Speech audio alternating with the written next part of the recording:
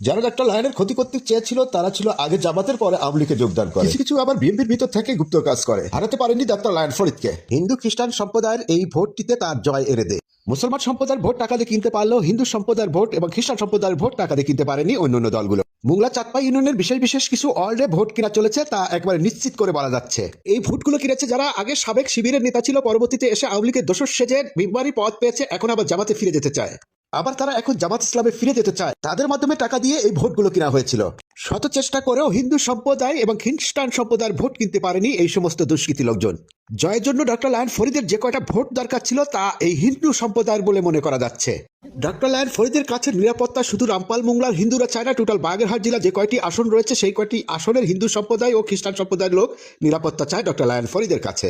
তাদের ভোটগুলো যে জাতীয়তাবাদী দল বিএনপি ধানের শীর্ষে গিয়েছে তা আলাদা আলাদা ভাবে বিশ্লেষণ করলে তা বোঝা যায়। রামপাল মোংলার যে গ্রুপিং থাকলেও পরবর্তীতে একসাথে কাজ করাতে এই জয় হয়েছে তাই মনে করে এই রামপাল মোংলার মানুষ। সেদে এসে কিছু পেশিবাদী দোসর এসে সামরিক ক্ষতি করার চেষ্টা করলো, তা শেষ পর্যন্ত টেকেনি।